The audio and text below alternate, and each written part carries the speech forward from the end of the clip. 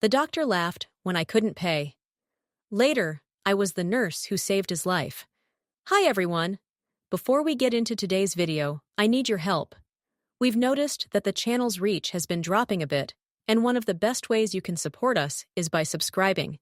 It's quick, free, and helps us keep bringing you new and interesting stories. Your support means the world to us, and together, we can grow this channel. Thank you so much. Now let's get to today's story. I'm writing from a temporary account for obvious reasons, and I've changed some details to protect my anonymity. There are moments in life that brand themselves into your soul. Moments so vivid, so burning with humiliation or pain, that even decades later, you can close your eyes and be right back there, feeling everything as intensely as the first time. For me, that moment happened in a hospital corridor on a Tuesday afternoon when I was 23 years old and thought I might be dying. I remember everything: the fluorescent lights that flickered and hummed, the smell of disinfectant trying to cover something worse underneath, the cold linoleum under my feet, the way my hands shook as I clutched the plastic bag containing everything I owned that might be worth something. My mother's wedding ring, a necklace my grandmother gave me, $47 in crumpled bills. I remember the pain, sharp and insistent in my abdomen, radiating up my side and into my back. I'd ignored it for weeks, maybe months, telling myself it was nothing, that I couldn't afford to be sick.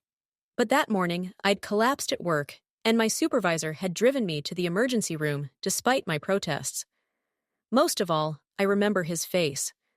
Dr. Richard Harrington, according to the name badge on his pristine white coat. Handsome in that cold, polished way that comes from money and privilege. He looked at me the way you might look at something tracked in on your shoe. But I'm getting ahead of myself. Let me start at the beginning, before that day, before I learned what it meant to be invisible. My name is Elena Reyes. I grew up in the kind of poverty that's hard to explain to people who've never lived it. Not the dramatic, cinematic kind of poor. We had a roof over our heads, usually. But it was the grinding, exhausting kind that wears you down day after day. The kind where you eat cereal for dinner, because that's all there is. Where you wear shoes 2 sizes too small, because they're free from the church donation bin. Where you know, with absolute certainty, that one bad break could put you on the street. My mother worked 3 jobs after my father left. She cleaned houses during the day, worked at a laundromat in the evening, and did overnight stocking at a grocery store. I rarely saw her awake. When I did, she was either leaving for work or too exhausted to do more than kiss my forehead before collapsing into bed. I dropped out of high school at 16 to work full-time. Not because I wanted to, but because we needed the money. I worked at a diner, at a gas station, at a call center, where they tracked your bathroom breaks. I sent every penny home to help my mother, keeping just enough for bus fare and the occasional meal that wasn't ramen noodles. By 23, I was working at a factory that made industrial parts. The work was hard, repetitive, and dangerous. We weren't supposed to lift more than 50 pounds, but quotas meant we all did. We weren't supposed to work more than 10 hours a day, but overtime was mandatory if you wanted to keep your job. That's probably when it started. The pain. A dull ache at first, easy to ignore. Then sharper, more frequent. I took ibuprofen from the dollar store and kept working. I had no health insurance. A doctor's visit would cost a week's wages. I couldn't afford to be sick. But bodies don't care about budgets. Mine kept getting worse. The pain became constant. I started running fevers. I couldn't keep food down. Still, I went to work, because missing a shift meant losing pay, and losing pay meant my mother couldn't afford her blood pressure medication. The morning I collapsed, I'd been on my feet for 9 hours. The pain had been so bad I'd thrown up twice in the bathroom, but I'd gone back to the line because my supervisor had already written me up once that month. Then the world tilted, my vision went white, and I woke up on the concrete floor with concerned faces hovering over me. My supervisor, Maria, was a good woman.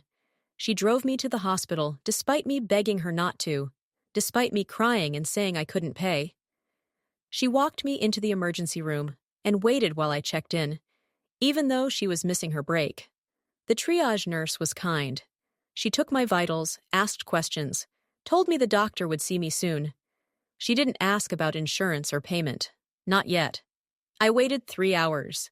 3 hours sitting in an uncomfortable plastic chair, trying not to vomit, watching people come and go.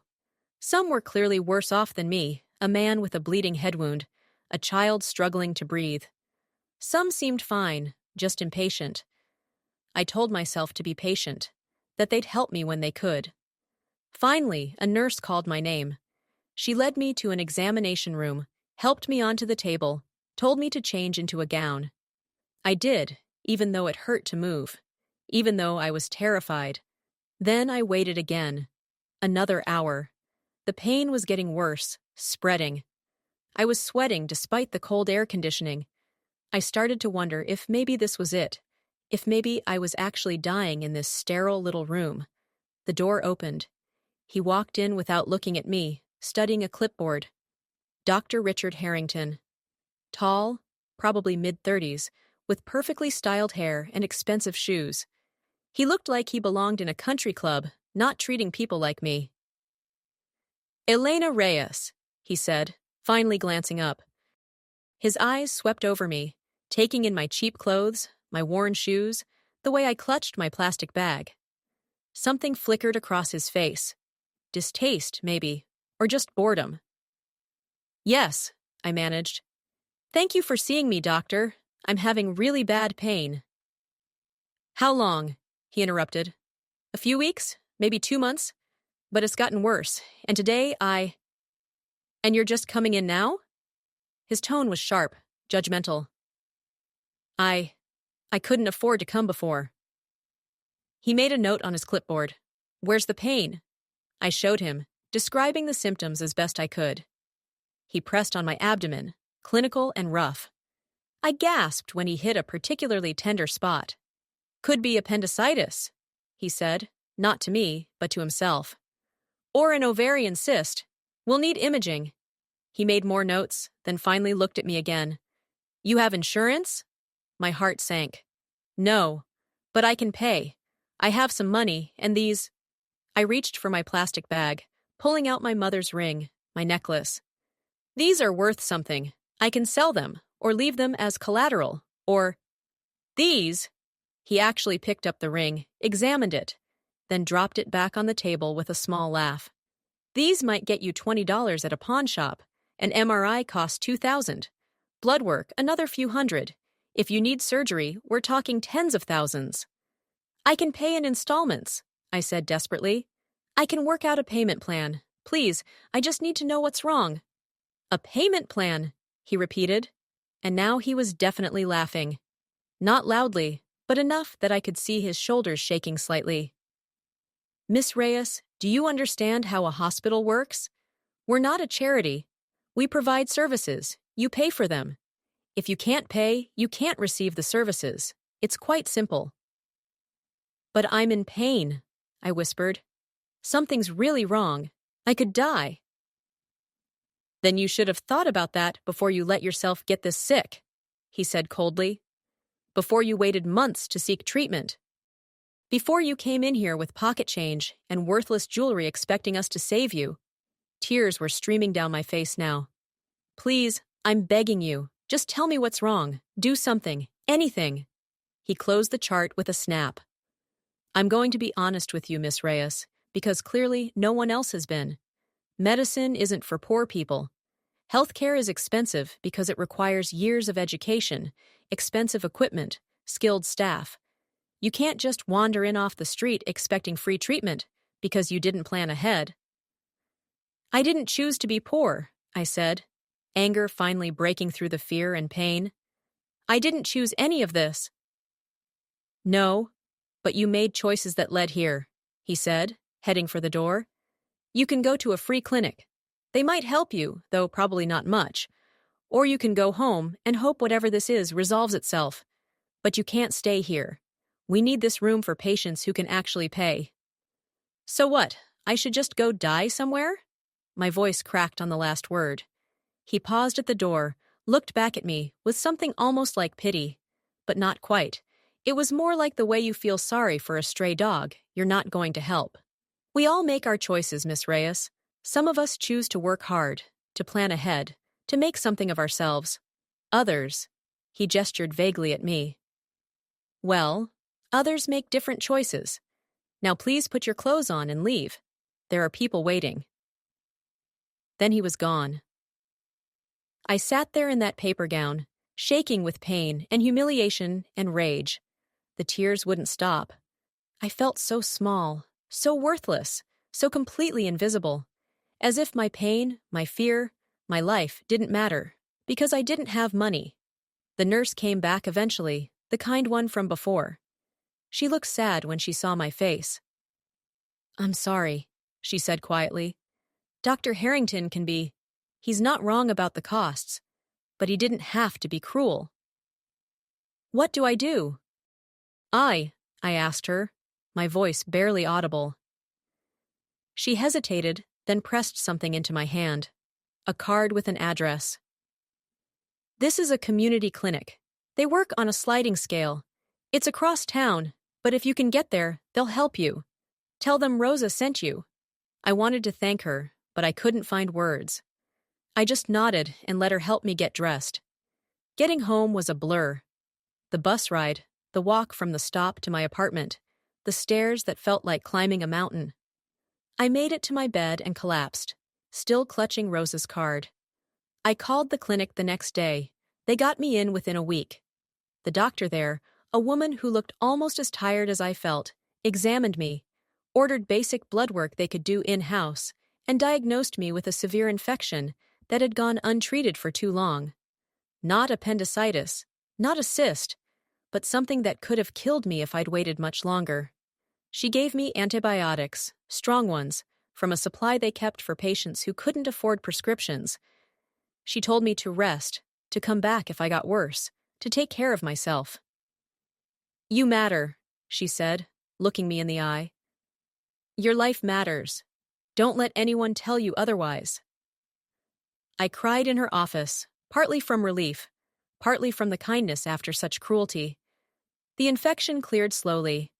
I missed 2 weeks of work and lost my job. My mother had to take on extra hours to cover rent.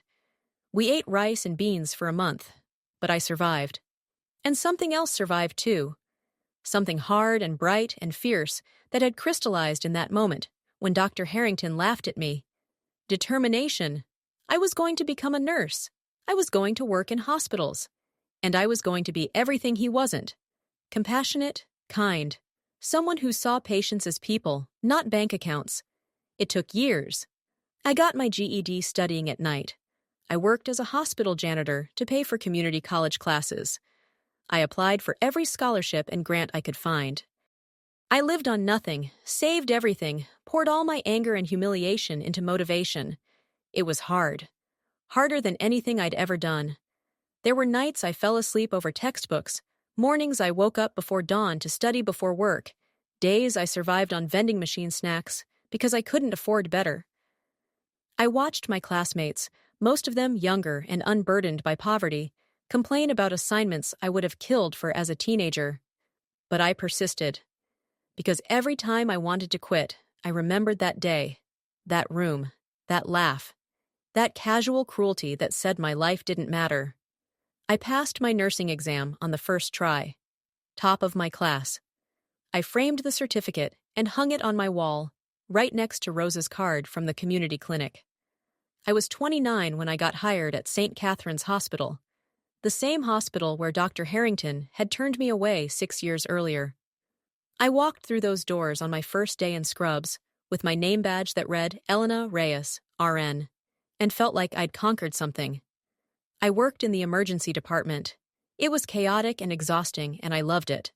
I loved being able to help people, to see fear turn to relief, to be the kind hand on a shoulder, the calm voice in crisis. I never asked about insurance. I never judged based on what someone wore or how they looked. Every patient mattered. Every life had value. My reputation grew. Patients requested me. Doctors trusted me. I worked extra shifts, holidays, overnight. I became the nurse people wanted in a crisis, the one who stayed calm, who never gave up, who fought for every patient like they were family. I'd been working there for 3 years when it happened. It was a Tuesday night, around 11. We'd had a steady stream of patients, but nothing too serious. I was helping chart when the radio crackled. Incoming trauma. Multi-vehicle accident. Multiple casualties en route. We prepped fast, setting up trauma bays, pulling supplies. The first ambulance arrived with a family, shaken but stable. The second had a teenager with a broken leg. The third, male, mid-40s, head trauma, internal injuries, BP dropping. The paramedic rattled off as they wheeled in the gurney. Found at the scene unconscious. Needs immediate attention.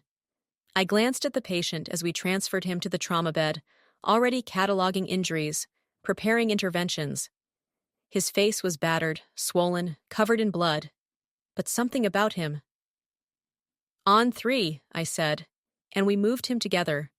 Started cutting away clothes, attaching monitors, establishing IV access. The trauma doctor was calling out orders, and I was executing them automatically, my hands steady even as my mind started to race. I knew that face. Even swollen and bloody, even 6 years older, I knew it. Dr. Richard Harrington. My hands faltered for just a second. Just one moment where the blood pressure cuff nearly slipped from my fingers. Then training kicked back in, and I was moving again. But inside I was reeling. This was him. The man who'd laughed at me, who'd sent me away to die, who'd told me I didn't matter because I was poor. And now he was unconscious, bleeding, dying on my table. "Elena, I need that line," the doctor snapped, and I realized I'd frozen again. "Sorry, on it." I got the IV in, started fluids, drew blood for labs. My hands knew what to do, even while my mind was spinning. I could walk away.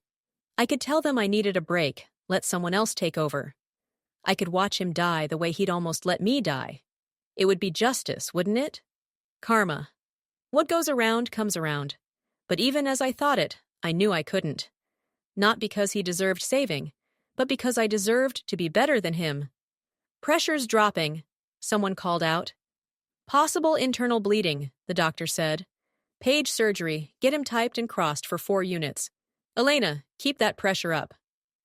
I worked. God help me, I worked like he was anyone else. Like he was the homeless man we'd treated an hour ago, or the kid with the broken leg, or the woman who couldn't pay her bills. I worked because that's what nurses do. We don't get to choose who lives and dies based on whether they deserve it. We save lives. Period. We stabilized him enough for surgery. He was rushed upstairs, and I was left standing in the trauma bay, covered in his blood, shaking. "Good work tonight," Dr. Chen said, clapping me on the shoulder. "You okay? You look pale." "I'm fine," I lied. "Just tired." I went to the locker room and sat on the bench, head in my hands. I'd saved him. The man who'd mocked my poverty, who'd sent me away in my darkest moment, who'd laughed at my pain. I'd saved him, and I didn't know how I felt about it. Over the next few days, I followed his progress from a distance. He'd had emergency surgery to repair internal injuries.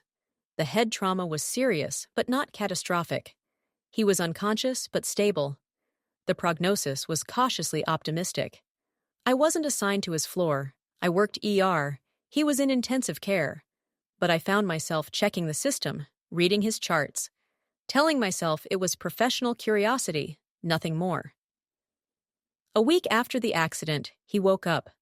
I heard it from one of the ICU nurses during shift change. That doctor from the car accident finally came around.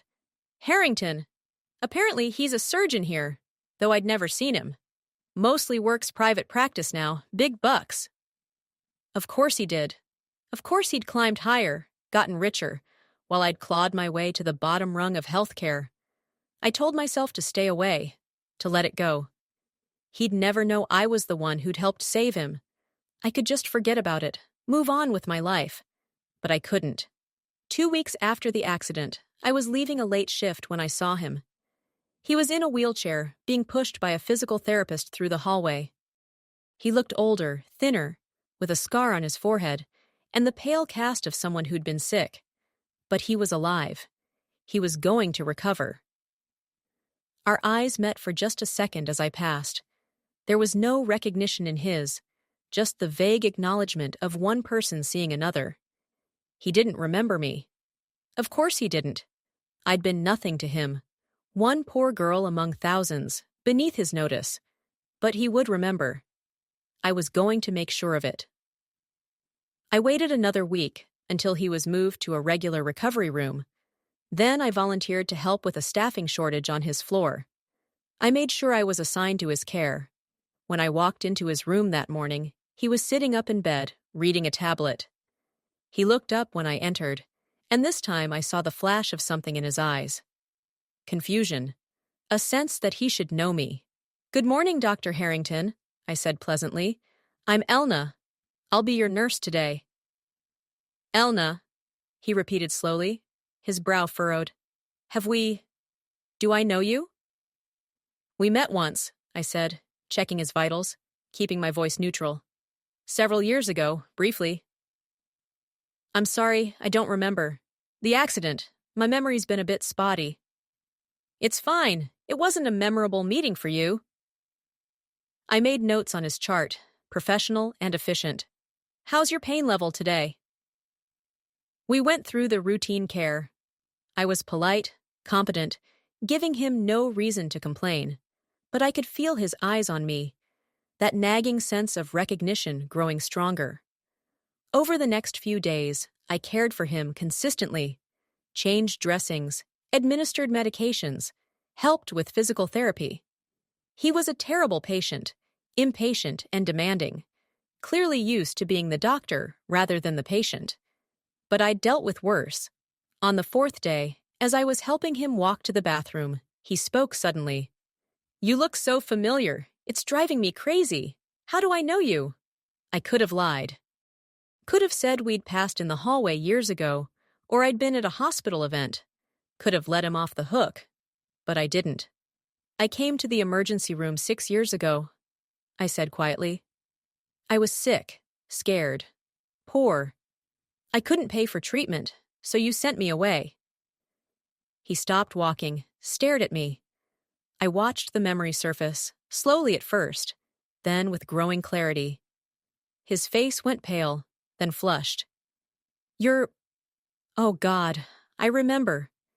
You had some kind of infection, and you were—" He trailed off, because there was no good way to finish that sentence. "And I was poor," I finished for him. "Too poor to matter. You laughed at me, told me medicine wasn't for people like me, said I should go home and die if I couldn't pay." I didn't say— He stopped, because we both knew he had. Maybe not those exact words, but close enough. "I was having a bad day. I shouldn't have been so harsh." "A bad day," I repeated. "You were having a bad day, so you sent a sick woman away without treatment, without even basic compassion." He looked away, shame finally showing on his face. "I'm sorry. I've done a lot of things I'm not proud of. Treated a lot of patients poorly when I was younger, more arrogant. I'm sorry." "I almost died," I said, the words coming out harder than I intended. The infection had spread. If I'd waited another week, if that community clinic hadn't helped me, I would have died, because you couldn't be bothered to look at me like I was human. "I'm sorry," he said again, and now there were tears in his eyes. "I'm so sorry. I don't know what else to say." I helped him back to bed, silent while he struggled with his guilt. When he was settled, I finally spoke. "Do you know who helped save your life? That night you came in from the accident?" He looked up at me, understanding dawning. "You!" "Me, the poor girl you dismissed, the one whose life didn't matter. I was in that trauma bay. I could have walked away. Could have let someone else take over. God knows I wanted to." "Why didn't you?" he whispered. "Because I'm not you," I said simply. "Because I became a nurse so I could help everyone, regardless of who they are or what they can pay. Because someone showed me kindness when you showed me cruelty, and I chose to be like her, not like you." He was crying openly now. this man who'd once been so cold and arrogant. "I don't deserve your help. I don't deserve to have lived when I—" He couldn't finish. "No," I agreed. "You don't. But that's not how medicine works. That's not how compassion works. We don't get to choose who deserves care. Everyone deserves care. Everyone matters. That's what you never understood." I moved to leave, but his voice stopped me. "Please, tell me, the woman I was then, the one who came to the ER, did she survive? Did she make it?"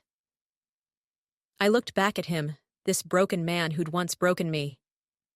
"She survived. But that girl died anyway. In her place is someone stronger. Someone who knows her worth isn't measured in money. Someone who saves lives because it's right, not because it's profitable." Over the next few weeks, as Dr. Harrington recovered, something shifted. He asked for me specifically, wanted to talk. I let him, mostly listening as he unpacked years of regret and realization. He told me about his father, a wealthy surgeon who taught him that medicine was a business first, a calling second, about how he'd internalized those lessons, become someone who valued profit over patience, about all the people he'd turned away, all the lives he'd impacted negatively with his arrogance and greed.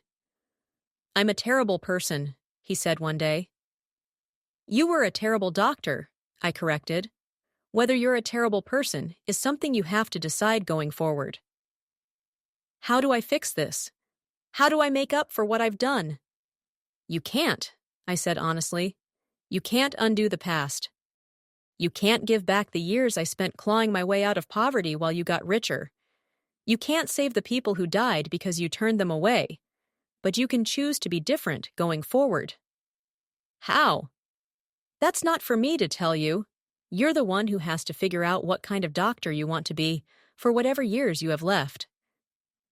He was discharged a month after the accident, recovered enough to go home, though not yet cleared to practice. I was working when he left, and he stopped by the ER to say goodbye. "Elena," he said, and there was something different in his voice now. Humility, maybe, or just exhaustion from finally facing who he'd been. "Thank you for saving my life, for showing me what a real healer looks like, for being better than I deserved." "You're welcome," I said. "Take care of yourself, Dr. Harrington." "Richard," he said, "please, I don't think I've earned the title doctor anymore." "You earned the degree," I said. "Whether you've earned the respect that comes with it is up to you." I thought that would be the end of it, that he'd go back to his private practice, his wealthy patients, his comfortable life, that our paths would never cross again, and this would just be a strange, painful chapter in both our lives. But 6 months later, I heard something that made me stop in my tracks.